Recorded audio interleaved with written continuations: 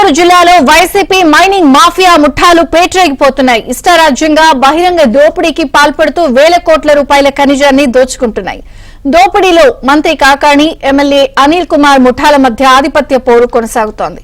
మంత్రి కాకాణి ముఠాలకి చెందిన వాహనాలను అనిల్ కుమార్ ముఠాలు అధికారులకు పట్టించాయి. దీంతో అధికారులపై మంత్రి కాకాణి కన్నెర చేశారు. తెల్లరాయిని ఎలా తవ్వుతారో చూస్తానంటూ అధికారులకి లేఖ రాశారు. 3 రోజులుగా తవ్వకాలు నిలిచాయి.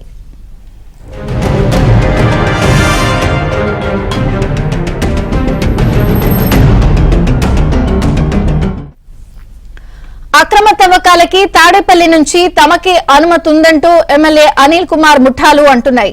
ఏడాది కాలంలో క్వార్ట్జ్ ని విదేశాలకి తరలించి 2000 కోట్లకి పైగా స్వాహా చేశారు. మరికొన్ని భూముల్లో మంత్రి పెద్దిరెడ్డి ముఠా పాగా వేశారు. ఉన్నతాధికారులు 2 సార్లు ఈ టెండర్లని రద్దు చేశారు. ప్రభుత్వ ఖజానాకి భారీగా గండిపడుతోంది. ప్రజా సమస్యలు, సంక్షేమం, అభివృద్ధిలో పోటీ పడాల్సిన మంత్రులు, ఎమ్మెల్యే అవినీతిలో పోటీ పట్టం అందరినీ ఆశ్చర్యానికి గురి చేస్తోంది.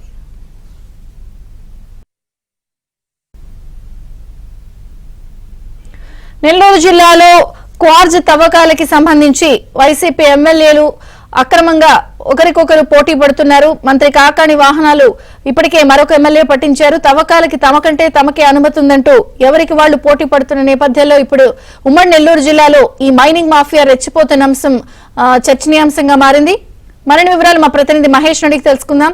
మహేష్, విజయచంద్రిగా ఉమ్మడి నెల్లూరు జిల్లాలో ఈ మాఫియా ఆగళ్లు విపరీతంగా పెరిగిపోయాయి. మైనింగ్ మాఫియా ముఠాలు తయారయ్యాయి. వీళ్ళందరికీ కూడా ప్రజాప్రతినిధులు ఎవరైతే ప్రజలు ఎన్నుకున్నారో వాళ్లే ఆ ముఠాలకి నాయకత్వం వహించడం అందరినీ కూడా తీవ్ర ఆగ్రహానికి గురి చేస్తుంది. ప్రధానంగా చూస్తే జిల్లా మంత్రి కాకాని గోవర్ధన్ రెడ్డి, అలాగే మాజీ మంత్రి ఎమ్మెల్యే అనిల్ కుమార్ యాదవ్ వీళ్ళిద్దరికీ కూడా మాకు అనుమతి ఉంది, మీరు తోలేదానికి లేదని చెప్పి వీళ్ళకి సంబంధించిన ముఠాలు గొడవలు సృష్టించే పరిస్థితి నెలకొంది.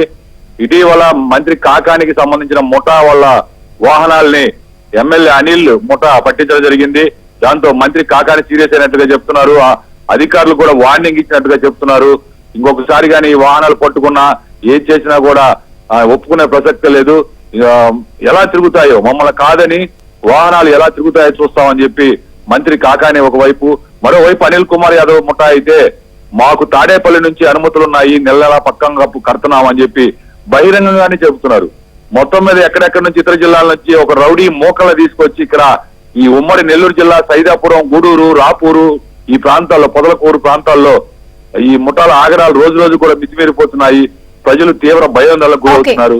ఇక్కడ చూస్తే మంత్రి, ఎమ్మెల్యే, మరొక మంత్రి పెద్దిరెడ్డి కూడా వాళ్ళ ముఠా కూడా కొంతమందిని తీసుకొచ్చి ఒక భూముల్లో పాగా వేశారు. లీజుదారులందరూ కూడా తరిగి కొట్టారు. అధికారులు 2 సార్లు ఈ వేలం పాటలని